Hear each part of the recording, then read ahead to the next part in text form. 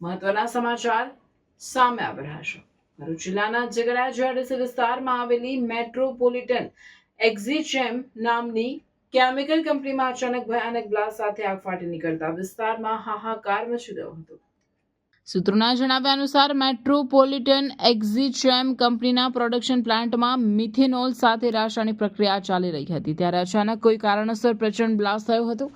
આ વિસ્ફોટ એટલો શક્તિશાળી હતો કે તેનો અવાજ 2 થી 3 કિલોમીટર દૂર સુધી સંભળાયો હતો।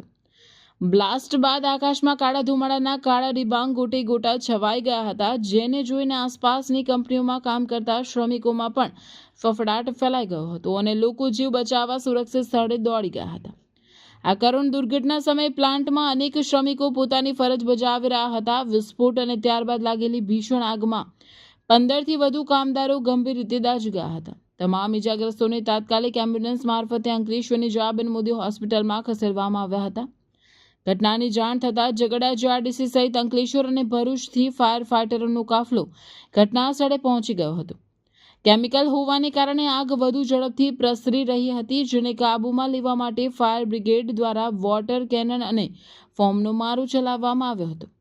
કલાકોની ભારે જહેમત બાદ આગ પર કાબૂ મેળવી શકાયો હતો। આ ઘટનાને પગલે જિલ્લા પોલીસ અને વહીવટી તંત્રના ઉચ્ચ અધિકારીઓ ઘટના સ્થળે દોડી ગયા હતા। બ્લાસ્ટ પાછળનું ટેકનિકલ કારણ શું હતું, શું કંપનીમાં સુરક્ષાના સાધનો અને નિયમોનું પાલન થતું હતું કે કેમ, તે દિશામાં ફેક્ટરી ઇન્સ્પેક્ટર અને જીપીસીબી દ્વારા તપાસ શરૂ કરવામાં આવશે। ભરૂચ જિલ્લામાં ઉદ્યોગ જગતમાં વારંવાર બનતી આવી ઘટનાઓને કારણે શ્રમિકોની સુરક્ષા સામે ફરી એકવાર ગંભીર સવાલો ઊભા થયા છે।